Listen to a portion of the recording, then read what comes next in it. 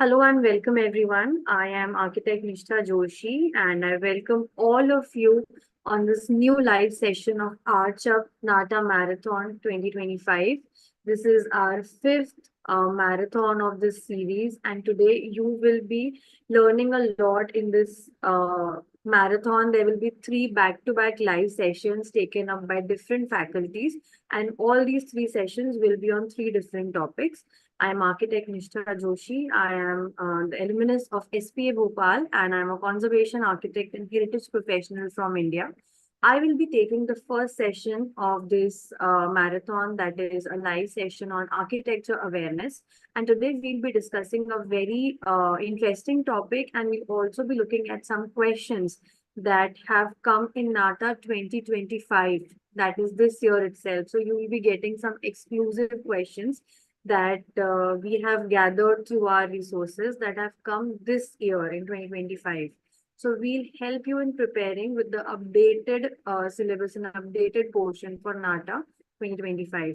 After this session, there will be another session by Deependra sir on numerical ability, and the third and last session will be on color theory and application in NATA. And that session will be taken by architect Manoj Vamsi.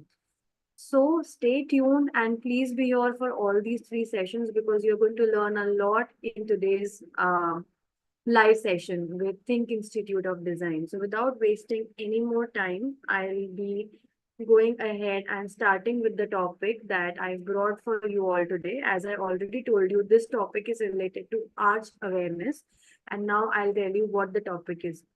Today we will be discussing about the Indian architectural styles. You might be knowing that there are various styles in architecture that have been existing from time to time. You know that architecture has evolved over the years, and through all these years of evolution of architecture, we have witnessed so many different styles of architecture, and these styles have been present in different parts of the world or different parts of India. If I specifically give you some examples from India, you might be very well knowing about the forts that were present in Rajasthan. They were made with stone and they all had a unique style of architecture, certain features, certain elements that are very unique and indigenous to those forts only. The early architecture of Rajasthan was called Rajasthani or Rajputana architecture. Similarly, when Mughals came to India, or when the Islamic rulers of Delhi Sultanate they came to India, a lot of amalgamation happened in between the Islamic architecture that they had brought with them,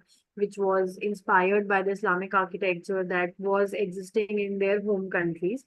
That got amalgamated with certain Indian architectural styles because of the local masons and local artisans who were working on these projects. A new style of Indian architecture was evolved that is called Indo-Islamic architecture. Similarly, there is a universal concept called vernacular architecture, which means local architecture. In the simplest way, vernacular architecture is local architecture which can be witnessed in rural areas or indigenous societies where locally available building materials are used by construction techniques that are used by the tribesmen or indigenous people of any area. They all are used to create houses or dwellings that are suitable for a particular climatic condition or particular region where they are being built. So this was just a brief introduction on so many architectural styles are there. So today in this live session, we are going to focus on some Indian architecture styles, and we are also going to look at the examples that are related to each of these styles because that is the most important thing in today's lecture. I'll also be showing you some examples of questions related to this particular topic that have come in NATA 2025. So are you ready? So let's have a brief look at what are the different stages in the evolution of Indian architecture and what are the different periods and when, where, and how different styles of architecture emerged in India. So, as you all know, that earliest records of architectural evolution have been found in the ancient civilizations, and there have been many ancient civilizations across the globe, but one of the oldest ancient civilization of the world was present in the Indian subcontinent, that is known as Indus Valley civilization. So Indus Valley civilization can be witnessed in the form of remains in some parts of India and some parts of Pakistan in the present time. Through excavations, archaeologists and historians, heritage practitioners have found various remains of Indus Valley civilization. Some of the major cities that were a part of Indus Valley civilization are Mohenjo-daro, Harappa, Nolavira, Lothal, Kalibangan, etc. Some of these cities like Dholavira are present in India, and some of them like Mohenjo-daro and Harappa are present in present-day Pakistan. So through Indus Valley, we understand the earliest stage of architectural evolution that happened in this part of the world. We could see dwellings or homes made with sun-dried bricks in that region in that time. We could see Great Bath, which was a great, like it was a large public bathing area, a ritual area, ritual center. We could see large granaries where we could store agricultural produce or grains. And there were well-developed markets, there were palaces, there was a very good town planning that was witnessed in each and every city of Indus Valley. And that method of town planning was known as grid iron pattern. So in the gridiron pattern, the streets of Indus Valley civilization were located, and we could see very highly evolved town planning in the towns of Indus Valley. We could also see well-developed bathrooms, toilets, and drainage system. Most importantly, there was a highly evolved drainage system in Indus Valley civilization. So this is the first stage of evolution for building architecture as well as town planning. Very important topic. You should know the basics of this. And previously, multiple questions have been asked on this particular topic. After that, let's go to the early historic period of Indian architecture, the Maurya period, where Maurya, Satvahana, Shunga, all these different dynasties were ruling on different parts of India. And with them, architecture evolved. Palatial architecture mostly evolved. Of course, the huts and dwellings, the homes of people, their architecture also evolved with time.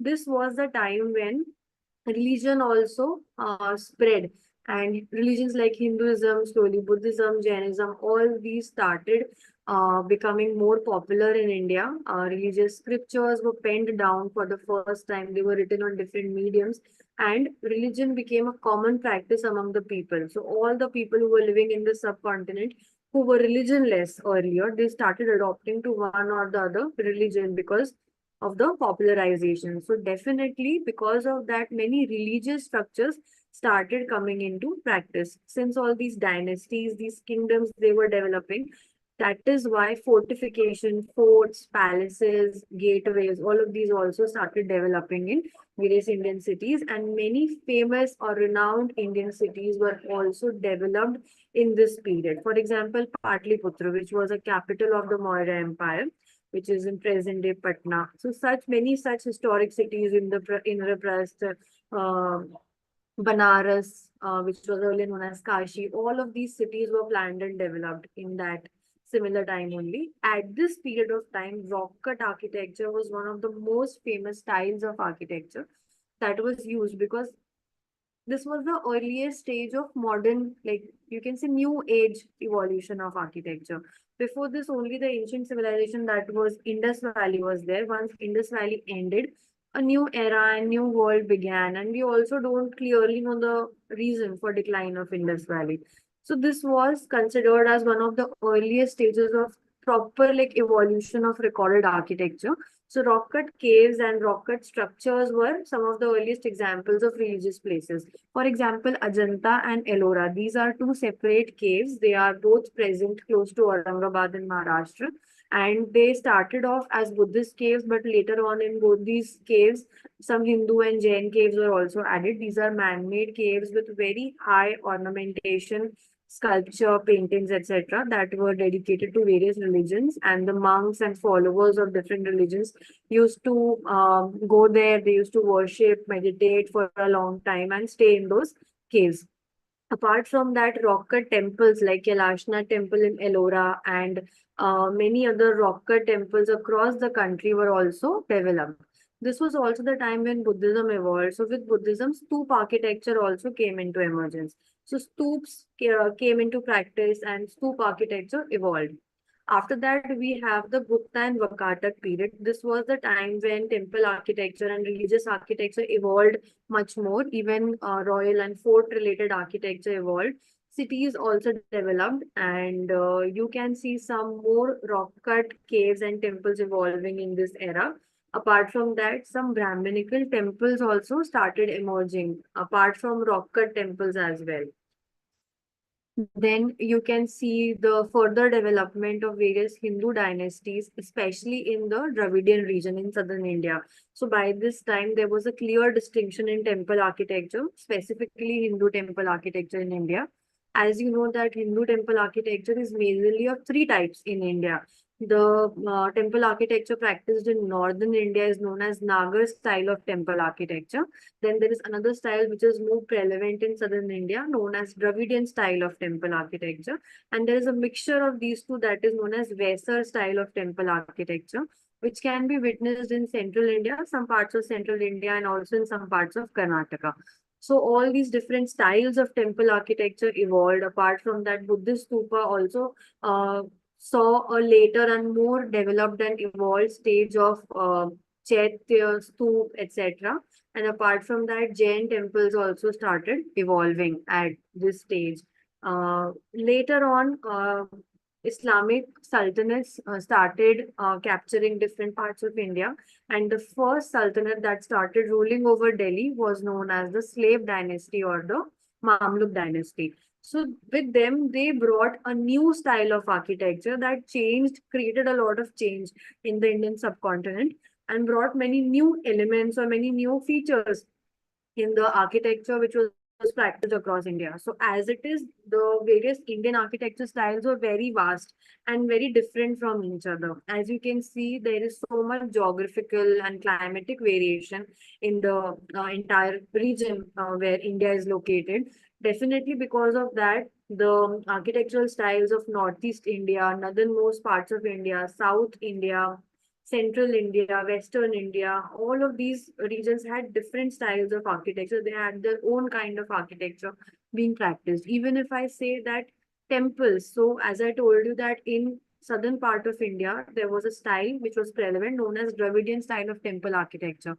But today, if you visit a temple in Tamil Nadu and if you visit a temple in Andhra Pradesh, do you think that both the temples in both these states will look very similar? Definitely not. So we have categorized them into some major categories, but the architectural style of each and every state is different. In fact, within the same state, there are so many different architectural styles that are practiced from region to region or town to town. So it is very interesting to understand all this series of evolution. And already so much unique elements were there. So many unique elements were there in Indian architecture. But another style was introduced to the masses of India, that was Islamic architecture. But as most of the artisans, the laborers, the workers who were trying to create these structures, they were Indians. So definitely they somehow, maybe by mistake or willingly, intentionally, they started mixing the elements of Hindu and Indian architecture along with the Islamic architecture style. Because of which, if you look at any of the structures of the Islamic period in India, they may look quite different from a lot of places in Middle Eastern uh, part of Asia. You might find that the mosques that are present in India, their architectural features are very different from the mosque in Turkey or maybe the mosque in Saudi Arabia. So this is because of the regional variation. And a new style of architecture evolved that is known as Indo-Islamic architecture. After this, Mughals came, Indo-Islamic style of architecture evolved many folds. Then later on, many different like many people from different foreign countries started coming to India. Portuguese were the first people to come to India. They also brought their own architecture style with them, and you can see a lot of Portuguese churches, synagogues in Goa, Pondicherry, and many other places in India. After that, Britishers came to India, and Britishers also brought with them a new style of architecture that we commonly call as colonial style of architecture. Colonial because we were a colony of the Britishers, and they introduced this new style of architecture to us. So Britishers brought a lot of different features from various countries in Europe, because British architecture itself is a mixture and amalgamation of various European architecture styles like Gothic architecture, Renaissance, neoclassical architecture, Romanesque architecture, etc. So Britishers brought a very amalgamated style of European architecture to India, and again, those whatever style of features they brought with them, they got amalgamated with Indian architecture, and the unique architecture style was formed, that is colonial architecture. Very good example of this is New Delhi, where you can see so many structures like Rashtrapati Bhavan, Parliament House, etc., that are great examples of this. And after independence from the Britishers, a new architecture style again emerged, which was already very popular in the world by that time. But because we were under Britishers, this style came to India a bit late. That is known as modern style of architecture. So many architects like Raj Rival, Charles Correa, and even before that, Anant Raje, Achyut Kanvinde, Hashmukh Patel, all these architects, master architects from India, they started propagating the modern style of architecture in India, which used new age or modern materials like steel, concrete, factory produced glass, etc., to construct new age buildings, which were high rise buildings or even skyscrapers. So this is just a brief introduction. This is a very vast topic, and we have a very in-depth discussion of this topic in our at-length classes at THiNC Institute of Design. So I'll also give you some examples from Maurya period. Here you can see the rock-cut caves from different parts of India that are a part of Maurya architecture. Then you can see evolution of pillars and capitals that were also witnessed in the Maurya period. So you can see how different pillars, and capital means the topmost portion of the pillar, how they were developed across India. And the Sarnath lion capital is a very famous one, because from this we have derived the emblem for India. Then, as I told you, that stoop became very prominent, and stoop architecture became popular in the Maurya period. So you can see the example of Sanchi Stoop, which is one of the most remarkable stoops present in India. Sanchi is actually a small town, and there are multiple stoops in India, but the largest one, which is known as the Great Stoop, is popularly known as Sanchi Stoop. So there are many parts of this stoop, one of the most prominent being its gateway, that is Toran, that you can see in this picture. So last year in Nata, a question was asked that what is the gateway to a stoop known as? And the answer to that was Toran. So you can see some other examples, the Amravati Stoop, which is a Satavahan period stoop that was constructed in 2nd century BCE. Then one of the most famous rock cut caves of India, that is Ajanta rock cut caves. In last year's exam, this particular image was showcased, and there was no name written. Just by looking at this image, students had to identify which famous rock cut caves are they showcasing. So it is very important, students, to know about all of these famous sites, all of these famous projects or historic sites. And it is very important that when you're preparing for them, please look at their pictures from various angles, because a lot of picture-based questions come in Nata. This is one of the chaitya that is present in Ajanta caves. This is the very famous rocket cave at Karla, which is another famous Ajanta cave. This is how the Chaitya looks from inside. Chaitya means a prayer hall for Buddhist people. So this is a hypo-style Chaitya hall. Hypo-style means it has a lot of pillars that support the structure, and the roof is very unique here. It is a vaulted roof. These are some more images from Ajanta caves. These are the Gupta Brahmanical rock cut caves. These are present in Udaygiri. It is also in Madhya Pradesh.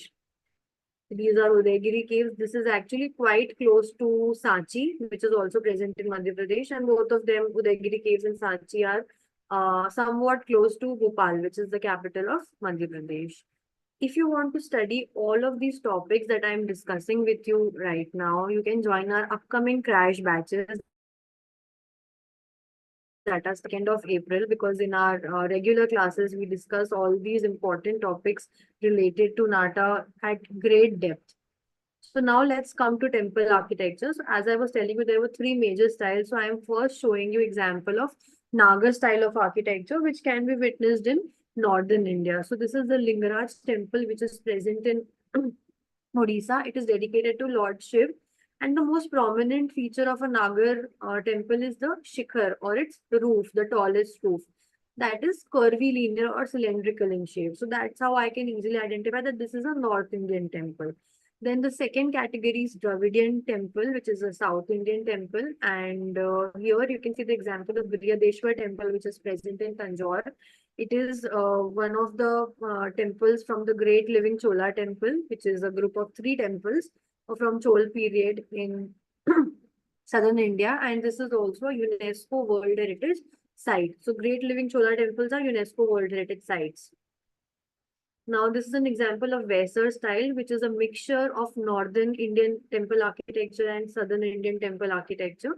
So it has some features of both. So you can see that in the roof design and in the temple plan, similar features can be found. So these are some of the temples from Gupta period. The Shavtar temple, which you can see on the bottom left, is one of the most famous examples of Gupta period of temples, which is considered as one of the earliest stages of evolution of temple architecture in northern India. These are the Badami rock cut caves. This is a Western Chalukyan site, and these are rock cut caves from 6th century CE.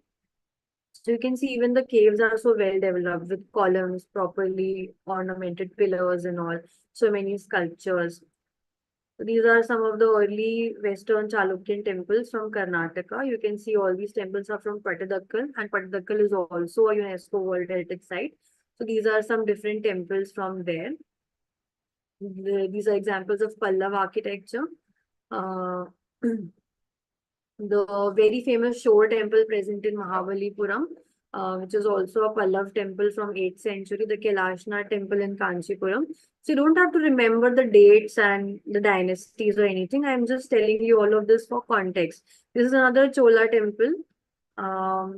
So this way you can understand that there are different types of temples in different parts of India, and how you can prepare for each of the sites. So you can study this topic period by period or era by era and try to prepare some examples of all of the time periods. Now let's look at some examples of questions that have come this year. Okay.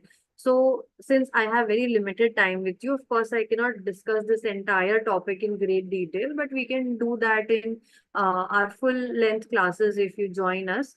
So, let me just give you a brief idea that what kind of questions can come. This first question is related to vernacular architecture style. And here they have shown a building image to you, and they have asked this type of building is suitable for which climate. Now, I want the answer for this question from you all in the comments. Please let me know that according to you, which type of climate would be suitable for this type of a building. I'll reveal the right answer in the end. Till then, I'm waiting for you all to answer, and I'll go to the next question. We'll come back to this again. So another question. The given building belongs to which Indian state? So as I told you that you will have to prepare for architectural styles of different eras. So as you can see, this is a more well-developed site or structure. This is not a very ancient or very old site, because it is made of brick that we can see. It is made of brick, and there are so many intricate carvings, and there's so much. This is not rock cut architecture or anything. So this might be of a later period that we can understand. It is definitely historic, but not that old of the ancient period. So now you have four options. Which Indian state does this belong to? I don't know which structure is this. Then how will I find out? You can see four options are there: Jharkhand, Assam, Madhya Pradesh, and West Bengal. So try to identify the features of this building. If you look closely, if you look at the arches, the kind of doors that are present in this structure, if you try to identify the roof style, this roof is a very prominent roof that is seen only in one particular state of India. This type of roof is known as the Bangladar roof, which is curved at the center, but it is pointed at the edges. and the edges are also curved. So this is only present in West Bengal. So D, option D, West Bengal will be the right answer for this particular question. This was another question that was asked in this year's NATA exam in 2025. Which architectural element is depicted in the picture which helps in distribution of weight? So here they have given you two hints. First of all, it is an architectural element that is present in the uh, bridge that is there on your screen. Secondly, it helps in weight distribution. This means that it is a structural member of this particular structure which carries the weight or which distributes the weight. So we can clearly see this bridge is made on the basis of arches. There are these arches that are trying to distribute the weight. If they ask it in detail, these are Roman arches or semicircular arches, and the correct word, the correct architectural element will be an arch.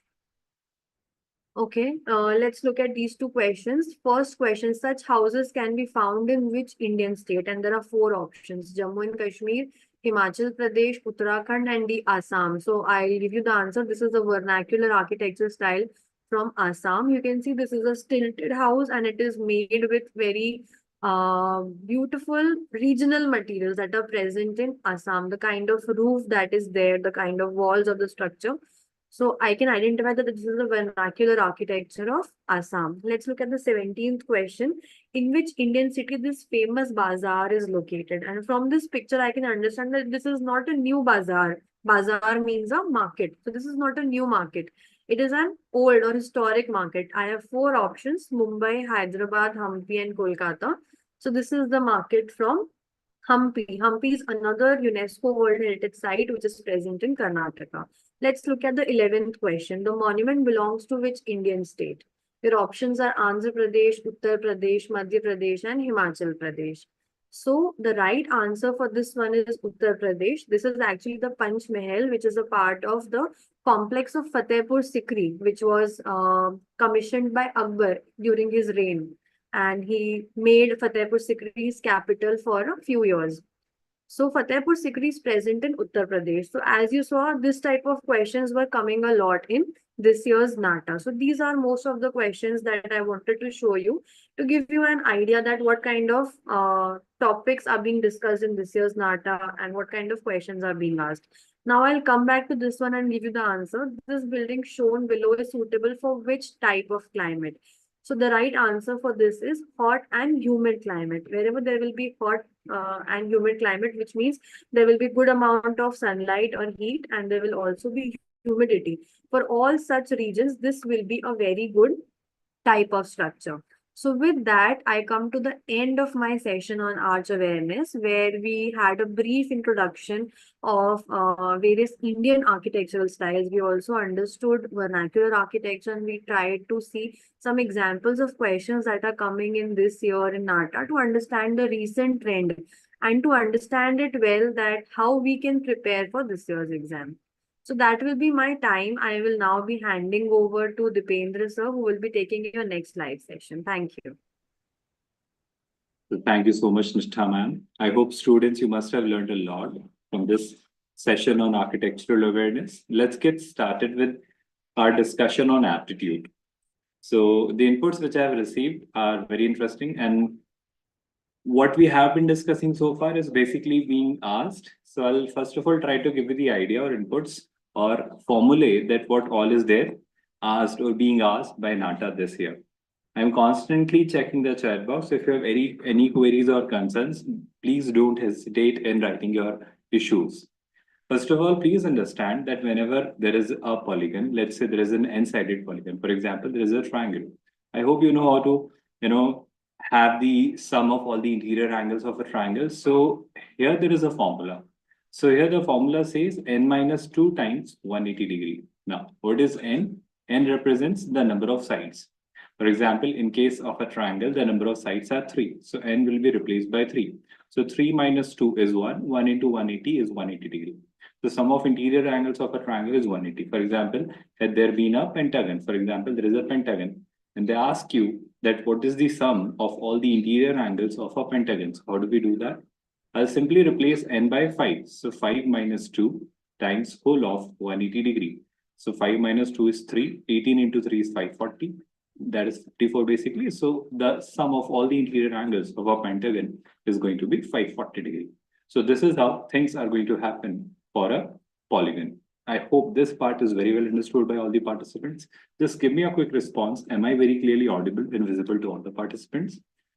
With that, there is one more concept, which is very simple, that whenever there is a polygon, for example, let's say pentagon only, and let's say you're asked sum of all the exterior angles of it. Now, I hope you understand sum of exterior angles means these kind of angles. So let's say these are all angles. So please understand that's a very interesting concept. Sum of exterior angles of any polygon is always 360 degree. So this kind of very simple questions are being asked by Nata. For example, let me show you one more question. I'll show this question and make you understand. In this particular one, let's look at the sixth question. Now, what does it say? It says a man is facing north. Now, please understand, to solve questions based on direction sense, we take the top of our sheet as the north direction. Now, whenever you're facing north direction, your right hand always points towards east direction. Opposite of north, you find south, and opposite of east, we all know, is west. Now, what are we told? We are told that a man is facing north. So when a man faces north, he must be looking in this direction. Now, he turns 90 degree clockwise. I hope you know 90 degree clockwise means this direction. So now he is facing this direction. Then 180 degree anti-clockwise. Now, clockwise or anti-clockwise is same in 180 degrees. So that is the direction now. So which direction is he facing now? I hope you all can see. He's facing the west direction. So this is how simple questions are asked by Nata if you know the basics. Let me show you a few more questions so that you may realize that questions are simple.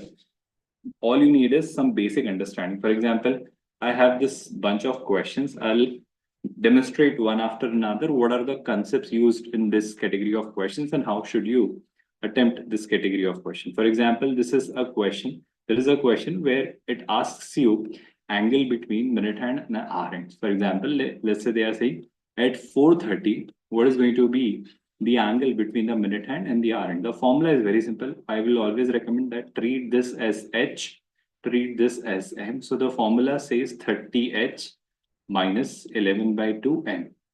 And the angle should be positive, hence I'll keep a modulus sign over here. Now at 4:30, if I were to ask you, so 30 into 4 minus 11 by 2 into 30. So I hope you are understanding. The formula is pretty simple. All you need to do is put these values, solve this expression and get the answer. So 30 into 4 is going to be 120 degree minus this is going to be 15. So this is 11 into 15. I hope from here onward, you can very easily solve this particular expression and get the answer that how to solve this category of questions. I hope you are getting this understanding very clearly that questions are simpler. All you need is the basic understanding of concepts. For example, here, let's say, now what it says is, for example, here, look at this question. If the word computer was arranged in alphabetical order, what will be the fourth letter? I hope you understand. For example, you have COM, TU, TER. So these are the letters of the word computer. Now, how I would have solved it? My approach would have been very simple. I'll first of all index the numbers. So alphabetically, I'll take at which position, which, alphabet, which letter would appear. So for example, A, B, C. So first of all, C, D, E. F, G, H, I, J, K, L, N, N, O, P, Q, R, S, T, U. So these are the letters and this is their order. Now, I hope you are understanding. If I start arranging them, now what are they asking you? If the computer was arranged in the alphabetical order, what will be the fourth letter? So if I begin with the first letter, I hope you are realizing first letter would be very simple. It will what is going to be the first letter? First letter will be basically 1, 2, 3, 4, 5, 6, 7, 8. So this is how first letter would have appeared. I hope you know how to process this. In dictionary, our letters arranged. So this would have been the first letter. If you are not getting it, what I have done here is I have simply written this C will appear first. Then I'll have 2, which is E. Then I'll have third letter, which is M. Then I have the fourth letter, which is O, then P, then R, then of course T, then U. So this would have been the first letter. Now, I hope you know how to, process or how to proceed with this kind of information. Now, what I'll do is I'll simply arrange or rearrange these two letters, T and U, right? So the second word would have been CEMO, PR, UT. I hope you're getting it very clearly. So all what can be done with T and U is being processed here. Now what I'll do is I'll change this R here. So this is how we could have done this question and gotten the answer. I hope you're understanding the process. Labeling the letters would make your process easier. So begin with the first word and then you can just start taking them in the order of dictionary. For example, there is one more category of question. I'll show this question as well so that you understand what kind of questions were asked and how could have you done them. For example, look at this one. It says, if the word love is coded as MPSF, so there is a word LOVE, and the coding of this word LOVE is done as MPSF. And they are asking you the coding of kind. So first of all, let's crack the coding behind love. So GHIJKLM. So one letter after him. OP. So another one letter after him. PQRSTUVW. So here things have changed. For example, here MPSF, right? And here it is V. So STUV. Here STUV. So +3, right? But in the opposite direction. I hope you're understanding. From S to V, you have to go in the reverse direction. I hope you're getting it very clearly. And here also E to F, that is again +1. So with the kind, what I'll do is GHIJKLI, then J +1. I hope you're understanding. Even JKLDE. So here also +1. So L, J, and then one word letter basically, and then E. Now, what about this letter? Please look at this logic. S, T, U. So two letters are being skipped and then V is appearing. So before N, H, I, J, K, L, M, N. So before N, if I skip two letters, there would have been K. So it should have been K here. So this is how you could have encoded the word kind by using the logic which is being used in the encoding of love. So this is how questions were asked, and you could have done them very easily if you know the basics.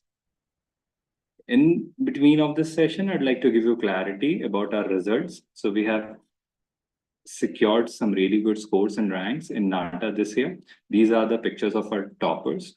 We have already started with the crash batch on 26th of March. Another batch is coming on 2nd of April. If you want to have any questions, any queries, or any concerns, you can always approach us on the given number 8086 111 044. Let's discuss few more questions to get more clarity on what kind of questions are asked by Nata. So Nata basically asks you questions based on aptitude as well. For example, look at this question. Now, what does this question say? It says, Rohit scored 50% of the maximum marks in an exam and yet failed by 12 marks. Had he scored 10% more marks than what he scored, he would have just gotten passing marks. Find the maximum marks of the exam. How I'll do it?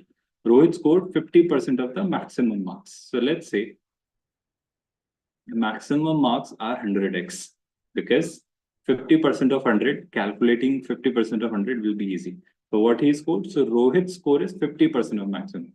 So 50% of 100x is 50x. So that is what Rohit has scored. And yet failed by 12 marks. So the passing marks, I think, will be Rohit's score plus 12. So passing marks would have been 50x plus 12. I hope you're getting it very clearly. Now, what are they saying? They are saying is, had he scored 10% more than what he scored, he would have gotten just passing mark. So 10% more than what he has already scored. So I hope you are realizing that 50x is what he has scored. 10% of 50 is 5. I hope you're realizing it. So if he had scored 10% more, which means 5 more on 50, that is 55x, then he would have just gotten the passing marks. I hope you can very easily solve this equation. 55 minus 5, that I hope you all already know is 5x. is equal to 12. I hope that part is very well understood by all of you. So from here, x can be easily calculated. I'll repeat this part. Had he scored 10% more than what he scored, so 50x is what he has already scored, 10% more means what? 55x. So 55x would have been just passing marks. How did I calculate? Yet he failed by 12 marks, so 12 plus 50x, because 50x is what? 50% of maximum marks. Now, what are they asking you? Find the maximum marks. So from here, you can very easily calculate x. X is going to be 12 upon 5. Now, maximum marks are 100x. So 100 into 12 divided by 5. That would have been the maximum marks. And this, I hope you all can easily calculate. So I hope you're getting this clarity that how are questions framed and how can you solve by using this basic concept. Let me give you more clarity through one more example. Look at this particular question, students. It says, Anand has won 80% of the games he has played so far in the tournament. So let's read it further first. His goal is to win 90% of all the games he has to play in the tournament. Okay. So far he has won 80% of the games he has played. Whatever he has played, of that 80% games he has won. But his target is basically to win 90% of the total games, right? Now, look at this part. If he has already played 15 out of the total 50 games that he has to play, what is the maximum number of games he can afford to lose in the remaining games and yet meet his goal? First of all, please understand, total 50 games are going to get played. So if there are total 50 games I'm going to play and my target is to win 90% of the games. So first of all, let me calculate 90% of 50. I hope this is how you calculate 90% of 50. So that's a very easy task. I hope you are realizing that 45 games are to be won by him by any means so that he can ensure that he has won 90% games. So we need to ensure that he wins 45 games. Now, what I do next is, he has won 80% and he has already played 15 out of the total 50 games. So I need to calculate 80% as well. So 80% of 15 can be calculated like this. I hope you're realizing it very easily, that he has played 15 games, of which 80% games he has already won. So how do I calculate this? The 0 gets cancelled by this. So here, that's very simple. 5 3 times, 5 2 times, and then 2 4 times. So 4 into 3, 12. So far he has won 12 games. I hope you're realizing it very clearly. I hope no confusion is there on this part. Now, what am I asked here? See, there are total 50 games are going to be played, out of which 15 games are played and are played so far. And out of 15 games, he has won 12 games, which means he has lost 3 games. I hope this data makes complete sense in your brain. Now, what happens next is, we are told that we need to ensure that he wins at least 45 games. So if I want him to win at least 45 games, which means I need to ensure that maximum number of games he can afford to lose are going to be 5. I hope you're realizing. So total 5 games he can afford to lose because he has to win 45 games. 5 games which he can afford to lose, out of those 3 games he has already lost. So shall I say the only margin he is left with is 2 games. So 2 more games he can afford to lose, otherwise he cannot meet the target of winning 90% games. So I hope this part is completely understood by you all, that now he can afford to lose 2 more games, otherwise he cannot win the tournament the way in which he's wanting it to be won. Let's have a look at one more question. So these are the type of questions which are asked by Nata. For example, this is again a question based on percentages. Traveling from home to office, if I increase my speed by 12.5% than my usual speed, what percent of time will I save? What I'll do here is, first of all, I'll try to convert 12.5% into a fraction. Now, converting it into a fraction is a very simple task. 12.5 divided by 100. So that's a fraction. Now, it's very simple. The double of 12.5 is basically 25. And 4 times of 25 is 100, so it is basically 1 by 8. Now, it means that that's your usual speed. If you assume your usual speed to be 8, you're increasing your usual speed by 1. So this is the increment you're making. That means the new speed, the updated speed of yours is going to be 8 plus 1, which is 9. I repeat my statement.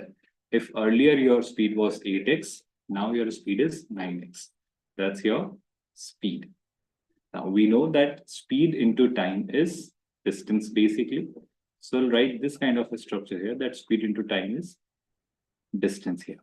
Now, what I know so far is that I have increased my speed by 12.5%, which means if earlier I used to run at 8x, today I'm running at 9x. Now, what percent of time will I save? So what I'll do is 8 and 9, the LCM can be 72. So I'll assume that the total distance every day I run is 72x. I hope you're getting it. So I'm thinking of a number which is divisible by 8 and 9 both. So 72 upon 8 is clearly 9 and 72 upon 9 is clearly 8. So earlier I used to take 9 units of time. Today I'm taking 8 units of time. If you didn't get it, I'll repeat my words. Please understand. Let's say earlier my speed was 8x per meter per second. Today my speed is 9x meter per second. My office is at 72x meter distance. So 72x upon 8x will give me 9 seconds here. And 72 upon 9 will give me 8 seconds here. So every day I have been taking 9 seconds, but today I'm taking 8 seconds, which means I'm saving 1 second on 9 seconds. So 1 upon 9 is what the time I'm saving. So this is the time I'm saving on my usual time, which I take as 9 seconds. And if I wish to convert it into percentages, I'll multiply it by 100. If you solve this particular part, 1 by 9 turns out to be 11.11%. So the question is pretty simple. If you are increasing your speed by 12.5%, the time you'll be saving to cover the same distance is going to be 11.11%. So I hope you're able to understand or digest the category of questions which are asked by Nata. Percentages is what they are very much into. So for example, here, I'll just try to give you more idea, more clarity on questions based on percentages. Prices of mangoes decreased by 8.33%. Now, how do you crack 8.33%? So 8.33 again, I'll write it like this, 8.33 divided by 100. And this turns out to be 1 by 12. You can do it by yourself also. So 1 by 12 means what? 1 by 12 means this can be considered as the previous price. And since the prices are being decreased, so the prices are decreased by 1. So a decrement of 1 is happening on 12, which means the new price, the reduced price are going to be 1 less on 12, which is basically 11. This is how you can convert ratios into the values based on questions. I could purchase 4 mangoes more in rupees 132. I hope I'm very clearly audible and visible to all the participants. It means, see, I know that price times, the number of mangoes. If I multiply them, I'll get to know the total expense I'm bearing. I hope you're getting it very clearly. So previously I was spending 12 rupees, let's say 12 rupees, right? Per mango or whatever the price is. Now I'm purchasing it at 11. So the cost today is 11, the reduced price. Now the question says, I could purchase 4 mangoes more in rupees 132. So previously, see, the price previously was 12x, the price now is 11x. I was spending 130 rupees previously. So now also I'm spending 130 rupees only. But now look at this data. 132 upon 12. That will give you the number of mangoes you were purchasing previously. So 132 upon 12 is going to be 11x. I hope this part is very well understood by all of you. And 132 upon 11 is nothing but 12. So that is 12x. So it means previously I was purchasing 11x mangoes. Now I'm purchasing 12x mangoes, which means x mangoes I'm purchasing more. But it says 4 mangoes I'm purchasing more. So x is going to be 4. Now, what they are asking you, what was the price of 1 mango before the decrease? The price of 1 mango before the decrease was 11x. X is 4. So 11 into 4 is basically 44. So previously I was purchasing them at 44 44 basically the number of mangoes I was able to purchase, and at what price? At 12x price. I hope you are getting it very clearly. So if I'm able to purchase them at 12x, which means 12 into 4. So this part you need to solve and you will get the answer very clearly. That means you'll get to know this idea that what is the rate at which I was purchasing mangoes previously. I hope the questions are simple. All you need is the basic understanding of percentages, fractions, and ratios. And so that you can very easily crack the numbers. For example, let me give you one more question so that you can get more clarity on how to solve questions based on percentages. Look at this form. It says, in spite of an increase in prices by 20%, Gopal managed to let his expenses increase by just 10%. Find the percentage change in quantity consumed. Please understand, in spite of an increase in price by 20%. So, please understand, there is an increase in price, right? And there is an increase in expense. Now, prices are being increased by 20%. It's like, see, I hope you know that the idea is very simple. For example, let's say you purchase petrol. So the prices of petrol are increased, right? So if you multiply the quantity with petrol's price, you will get to know the total expense you are making. I hope you are getting it very clearly. So see, prices are increased, but you are still managing your expense to be very low. You are keeping it to be a little lower. So how are you managing it to be done? You are basically ensuring that the quantity is reduced. Quantity is not consumed much. So that's how you would have done it. So how will you look at it, numerically? So the idea is very simple, students. Price, then you have quantity, and the product of price and quantity is the expense. We are told that the price of petrol are increased by 20%. I know that 20% when converted into fractions is 1 by 5, which means if previously the prices are 5, it should be 1 more on 5, which means the prices now should be 6. Although what is happening here is the expenses increased by 10% only. Now, if I could ask you 10%, 10% is basically 1 by 10. So it means previously if your expense were 10, now your expenses are 1 more on 10, which is 11. I hope this part is also very well understood by you all. Now, please pay attention to this part. Previously, the quantity was 10 upon 5, which is 2. If you didn't get this part, I'll just make you understand. Previously, the petrol was, let's say, 5 rupees per liter. And you were spending 10 liters on petrol, total. Now the prices of petrol are 6 rupees per liter. And you have increased your budget by 1, which means now your expense on petrol is 11 rupees. This is not liter. This is 10 liter. This is 10 rupees, and this is 11 rupees. This is your expense. Now, if I could ask you the quantity which you used to purchase, so 10 upon 5, that is 2 rupees, 2 liters of petrol you used to purchase previously. Now you're purchasing 11 upon 6 liters. That's your new quantity consumption. But the question says, find the percentage change in the quantity consumed. Now, how will I do it? See, previously I was consuming 2 liters. Now I'm consuming 11 by 6 liter. So whenever questions are asked on percentages, I'll just convert them into ratios. So if I multiply both the sides by 6, I can have it in a more simplified format. So this is 12 is to basically 11. So previously I was consuming 12 units. Now I'm consuming 11 units. 12 minus 1 is 11. So I'm reducing my consumption by 1 units, and the original consumption by 12. So it is 1 by 12. As we have already discussed, 1 by 12 is 8.33%. So that's your option C.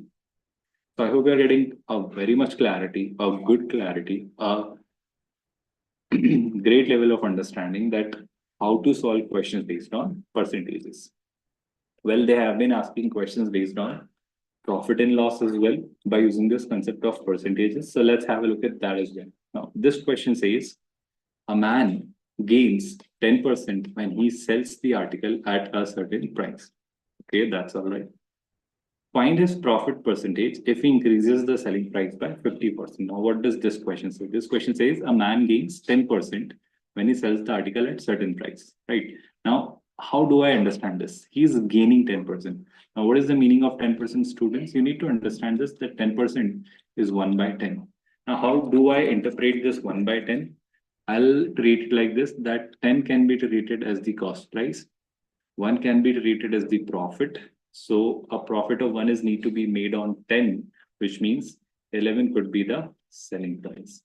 First of all, this is how you could write it. So cost price can be 10 and selling price can be 11. Find his profit percentage if he increases the selling price by 50%. So selling price I'm increasing by 50%. So 50% here is 1 by 2. So the new selling price will be, if the previous selling price was 2, new selling price should be 3. I can scale it all up. So 2 into 10 is 20. 11 into 3 is 33. So this is your new relationship between the cost price and the selling price. So previously you were purchasing at 20, selling at 22, but now you're selling at 33. So 33 minus 20, a profit of 13 is made on basically 20. If I wish to convert it into percentages, I'll multiply it by 100. So 25 times is 100, 5 into 13 is 65. So you're now making profit of 65%, option A. I hope you are able to develop a good sense on percentages, what kind of questions are asked and how to deal with that. With that, I'm handing it over to the next faculty for the day. Thank you so much, students. Take a good care of yourself.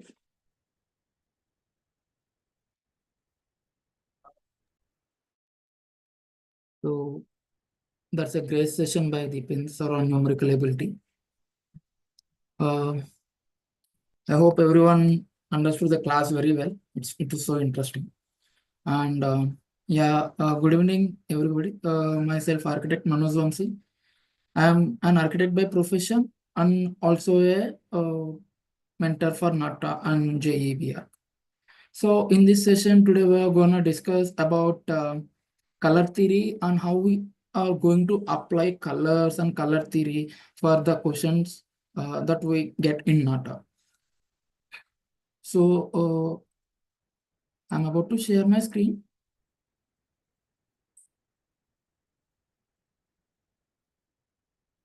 So basically, I'm just giving you some understanding, preliminary understanding how we get questions in Nata for drawing. So this is a kind of question that we got last year. Design a logo for a fashion boutique using scissors, buttons, and needles. So color your logo neatly using luxury color. So they mentioned the word luxury here, right? So sketching is one part in Nata, right? Creating your composition, sketching is one part. And adding colors to your sketch or your composition brings much more life and elegance to your sketches. Okay. And also the colors add theme to your sketching. So now we're going to deeply discuss about what is color, what are the types of colors, and how we are going to use colors in sketching, especially in questions based on Nata, right? So before going to that, so I briefly want to tell what is color. So it's a fundamental aspect of visual perception. So when light hits an object, it reflects light back into the environment, right? So that we receive it as a color. Okay, so visible color always ranges from 380 to 780 nanometers. And if we can see here in our school, we might study about when white light passes through prism, we get 7 colors called Vibgayar: violet, indigo, blue, green, yellow, orange, and red. All these colors are the colors that visible to the human eye. That's why we call this light range as visible light range. And what a color can do. So everyone said, what is so much importance for color? We can do however we want, right? No, color have lot of importance and impact.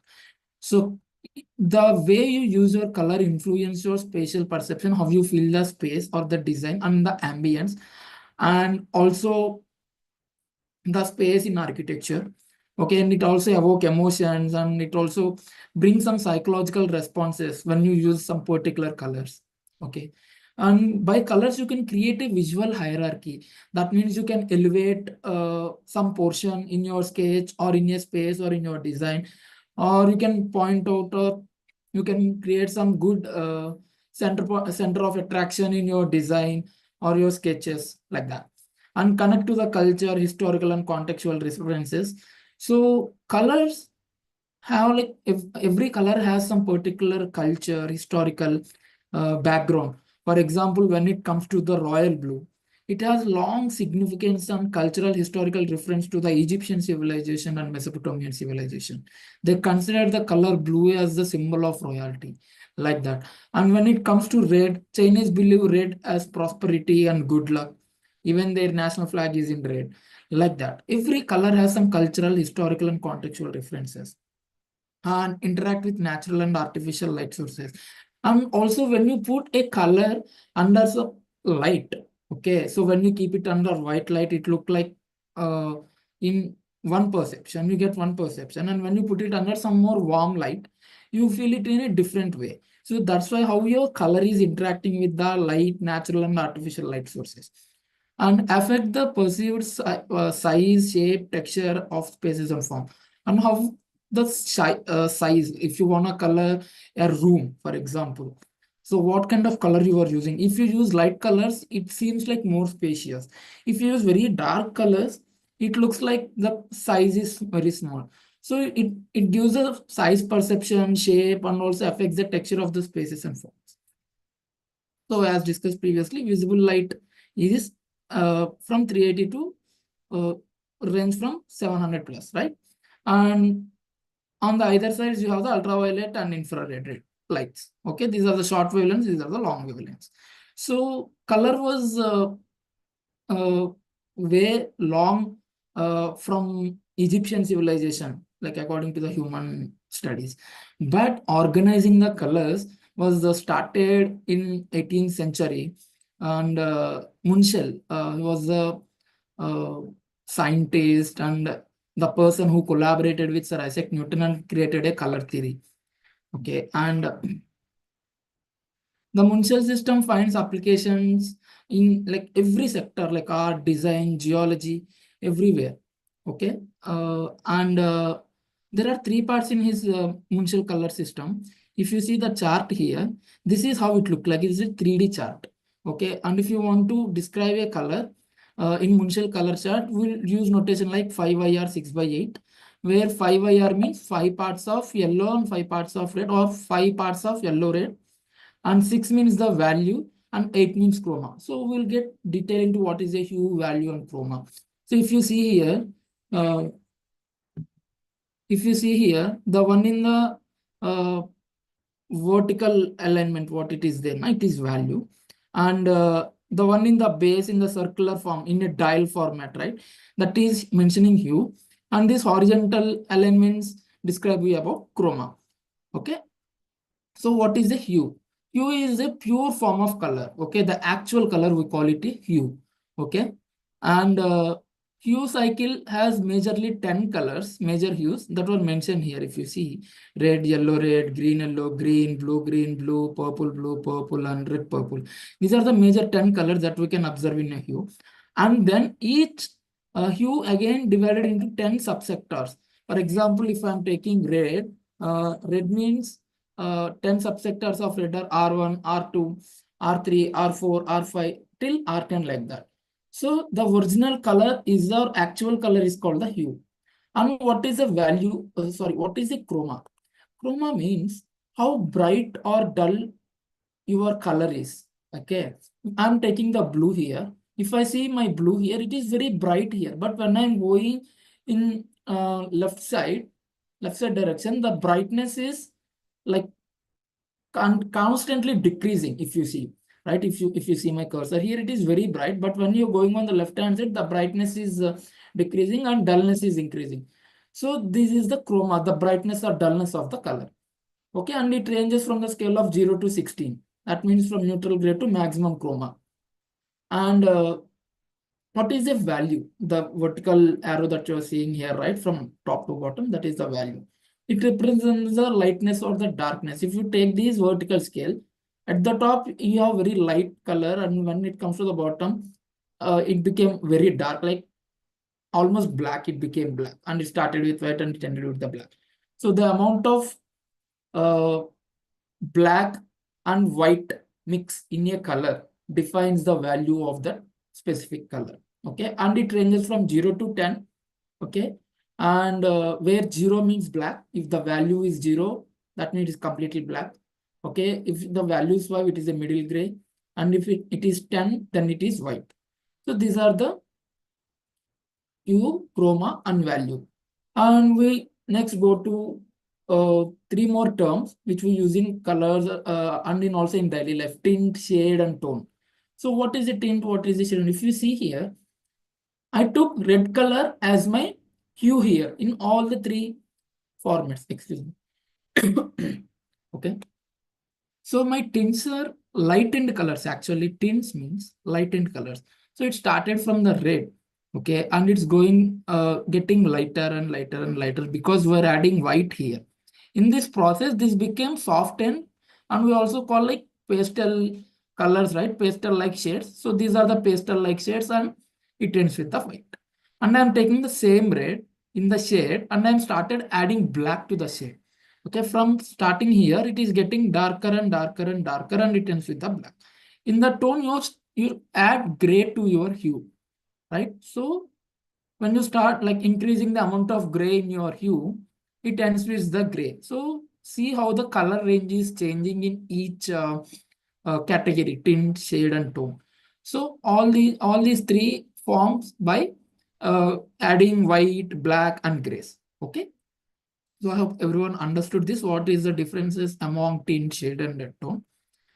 And next one is about classification of colors in a color wheel. So we have this concept of color wheel, which was developed by John Wolfgang von Goethe. He's a German philosopher and scientist.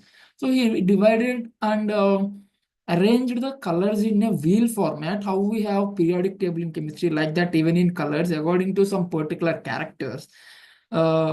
He divided all the colors and segregated them in a circular format called as color wheel. Okay. And if you see a color wheels, we basically have different type of colors. Okay, so fundamental colors or fundamental hues which we see here are called primary colors. So what does the primary color mean? So primary color means the colors that cannot be created by mixing any other colors. Okay, you cannot create red by mixing any other colors, like that blue, like that yellow. So similarly, these 3 colors cannot be created by mixing any 2 colors. Okay, they themselves form naturally, right? So these 3 colors are called as the primary colors because they cannot be created by mixing other colors. So secondary colors means the term itself telling that by mixing any 2 colors is called as secondary colors. So I'm mixing red and blue, it giving me the violet. That means if you see the color wheel here, so let me annotate and show you. So I'm mixing red and I'm mixing blue. The combination of these 2 colors give me the violet color, and I'm mixing this yellow and blue, and this give me the combination of green color. Okay, and I'm mixing this red and yellow. Okay, these 2 primary colors, this giving me the combination of orange. So like this, when you add any 2 primary colors, okay, it gives you a secondary color. Fine. And then what is tertiary colors? Tertiary colors means adding one primary color with adjacent secondary color. Adjacent secondary color. Okay. So I'm adding my primary color red with its adjacent secondary color means it has 2 adjacents. One is purple, one is orange. So purple is coming in this position and orange is coming in this position. So now I'm taking one adjacent color which is orange. That means red and orange. So it gives me vermilion color. That means this is vermilion, this color. And I'm mixing yellow and orange, these 2 colors. Okay, that means yellow and orange. This gives me amber color. Okay, yellow and orange means. Like that, if I mix yellow green, it gives chartreuse. Blue green means teal. blue purple means violet, and red purple means magenta. So these are tertiary colors. It forms the mixing of a primary and secondary color. And now what is the monochromatic color and what is an achromatic color? So monochromatic colors means the color scheme uses different shades, tints, tones of a single color. Okay. Like previously we discussed about tint, tone, shade, right? Like that. When you combine all these things into one format, you will get a color scheme called monochromatic color scheme. So this scheme involves varying the lightness of the single color by adding white, gray, or black to create different shades, tints, and tones.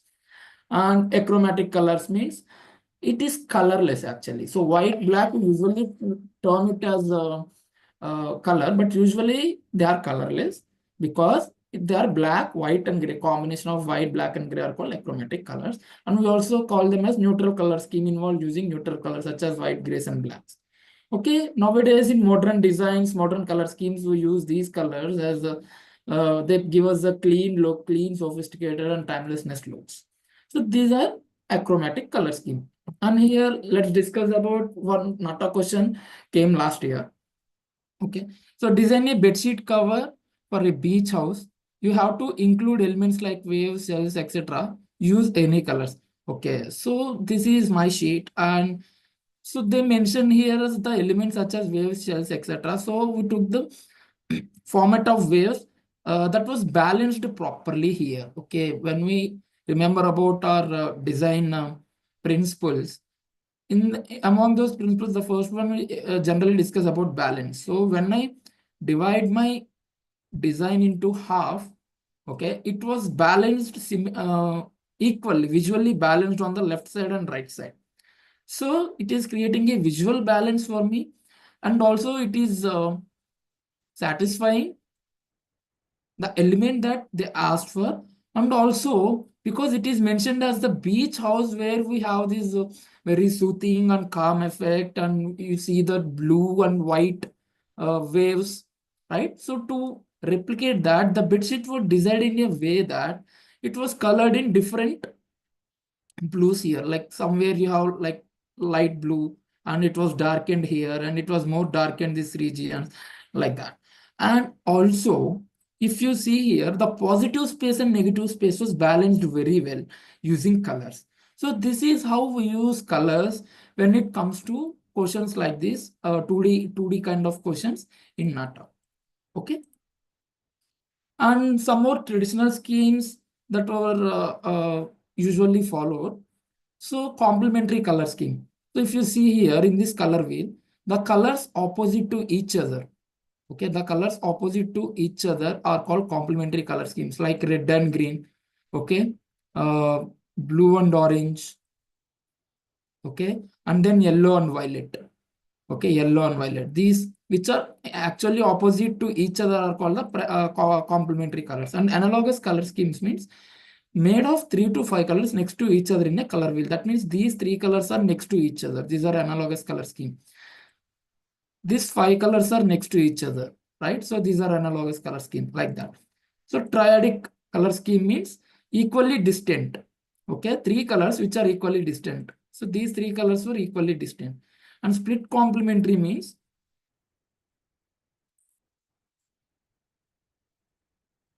this is here, which is your fourth one, split complementary. Okay, this color scheme uses a base color and the 2 colors adjacent to its complementary color. Okay, this is my base color and its complementary color is red. So instead of red, here we are taking 2 adjacent colors to that complementary color. So these 3 colors together become a split complementary. And tetradic color scheme means, okay, here the balance, the set of 2 complementary colors is a tetradic color scheme. So if you see red and green are complementary, blue and orange are complementary. So these 4 colors together forms a tetradic color scheme, which means 4 colors, right? These are some traditional color schemes. And this is one more Nata question where they ask to design a poster for infant mortality. If you see here, the colors used here are the primary colors mostly. Red and blue are primary colors. Okay, and neutral colors. That means leaving the white portion to create that emphasis. Okay, paper is already in white, so instead of coloring it in white, we left it like that, and we use the black color, which is part of neutral color scheme. So we used the primary color scheme and neutral color scheme, and balancedly we created a composition so that it gets highlighted. So what the designer want to convey. So this is how we use colors to create that emphasis. Because I will tell you part step by step. Because by using red here, it is taking the first attention and conveying in this circle that okay, this is something about baby, right? And heading telling about infant mortality.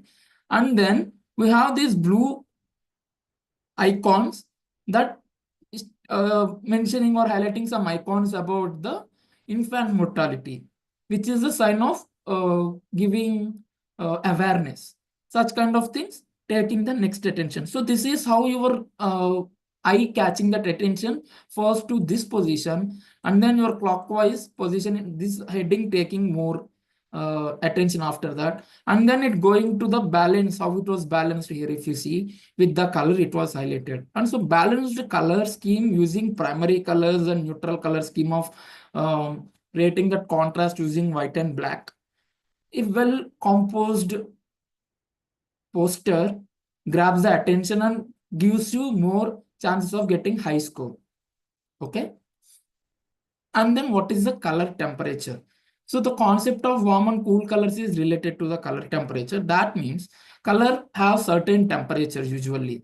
So if a color has a temperature above 500K, it is called warm color.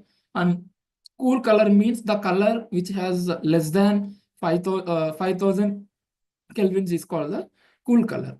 Okay, so warm colors we call as red, orange, yellow. Okay, these kind of colors give emotions, stimulate actions, such kind of things. And we mostly use these kind of warm colors mostly in encouraging actions, like even you see traffic signals, you have red and orange comes under warm colors and stimulate appetite. So if you see our food delivery apps like Swiggy, Zomato, all these things are in red, orange kind of colors, right? Blinkit, all these things are in warm colors because they stimulate your appetite and increase heart rate, make them suitable for call to actions and food branding and sports. Okay. And cool colors gives you calm emotions. That means that they reduce your stress, give you a sense of relaxation. That's why we connect with nature easily to get calm. Okay, and they also promote trust, like branding in trusted brands, loyalty. Tata Motors or Tata logo, if you see it's in blue color. Okay, it's the symbol of trust. Okay, and Geo, if you see blue color. Okay, that is also for trust and richness. Okay, if you see the healthcare, Aster Medical, they use the blue and green color like that. So these are some of the examples. If you apply color scheme in your daily life, you can understand and decode it. You'll understand why they are using such particular color for only such kind of some particular mottos. So this is how color wheel was divided based on the color scheme of warm and cool. So this half of the color wheel is always in warm. And this is all the cold color scheme. So if you see, all the colors are related to red, orange, yellow schemes. And here it's all belongs to green and blue color schemes. Okay, according to the history, even Aristotle also, like in Greek period, in 18, he studied about the scheme of warm and cold color scheme. And according to Joseph Albers' book, The Interaction of Color, which was written in 1963, the concept of warm and cold was not invented by a single person, but rather evolved through the contributions of various artists. Okay. And so these are the warm colors and these are the cool colors. And if you see some logos here, okay, branding logos. So we completely balance the using cool colors and warm colors, right? So based on the concept of like what we are designing them for, we are designing them for a floral shop, right? So we highlighted more green and green color that gives a sense of cool and grab that attention for floral.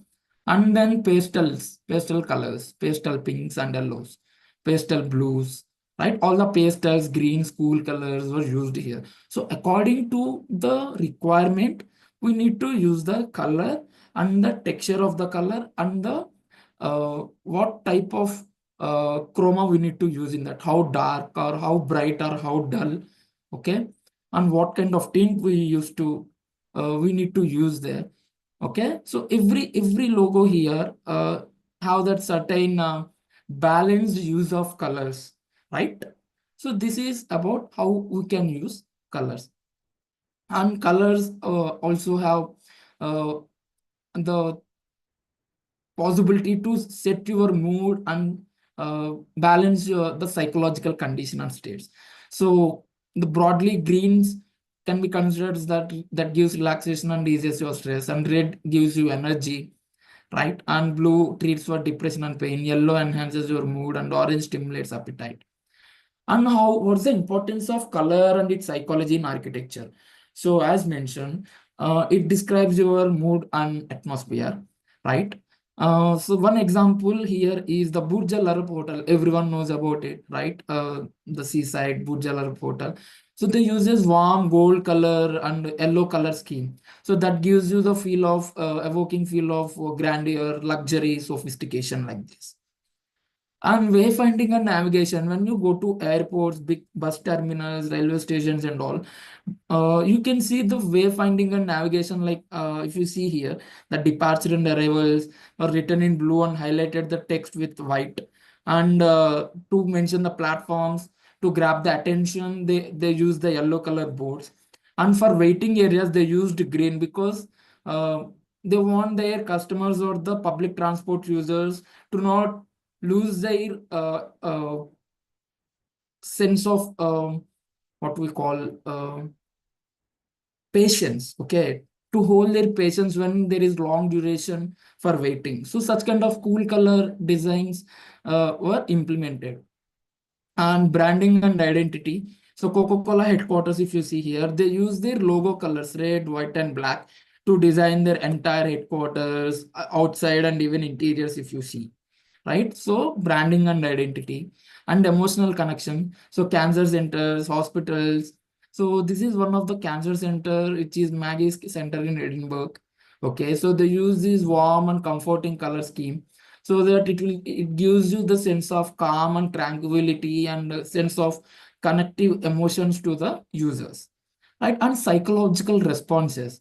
Okay, so this is one example where Marriott hotel chain, in one of their hotel, they use this blue color in their designs.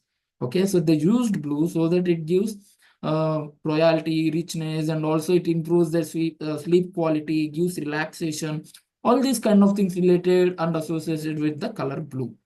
And space perception. Mostly when you use white, neutral colors or beige, such kind of pastels in interiors, okay, when light enters into such kind of places, you feel the space is actually bigger than the actual space. So that kind of perception will be created through the proper usage of colors in the room, even in your designs, okay, even in your sketches. And cultural significance. As I mentioned earlier, that Chinese use the color red and they feel it as a symbol of good luck and prosperity in their culture. So this was designed, Beijing National Stadium designed by Zaha Hadid architects, okay, where they used red color in their design, in elevations, in the structural members, in seating, okay, so that it represents their culture and the significance of the red, okay, in their nationality and culture. So this is how important a color is even in design, art, architecture. And also impact of your colors and mental health. So we usually call calming colors as blue, green, and purple, which were just this kind of color palette. And stimulating colors are the warm colors mostly, okay, red, orange, yellow. So this is how the color palette of stimulating color, warm colors, and cool colors we can represent. And finally, we came up to the session with end up our session with the neutral colors, which we also nowadays call the modern colors, right? So these neutral colors give you the sense of modernity and sense of calmness, okay, and it reduces your visual stimulation. See, this is a beige color. If you see here, this is your beige color. Okay, beige provides a sense of balance, stability, calmness, can reduce your visual stimulation and promote relaxation. These are the characteristics. Every color has its own character, that the amount of color and where you are using it impacts your art and design. Okay, and then grays. There are different grays, like based on their chroma values or value. We can call it their color value. Neutral and balancing color, gray, right? And it can reduce anxiety and stress, can also represent sophistication and elegance. So nowadays, if you see all modern architecture, modern designs, mostly using these neutral colors so that the users can have very less visual stimulation, and it also gives relaxation and also represents sophistication, right? And white, it is a symbol of purity. Everyone, most of us knows that white is a symbol of purity, simplicity, right? And also clarity. These things, even white can reduce visual stimulation, promote calmness, and support individuals with sensory activities. So that's why we use neutral colors, okay, in our modern designs and modern art. These kind of neutral colors promote that. So that is all about the color and importance of the color in art and architecture. Hope everyone enjoyed this session, and thank you for your participation. Thank you, guys.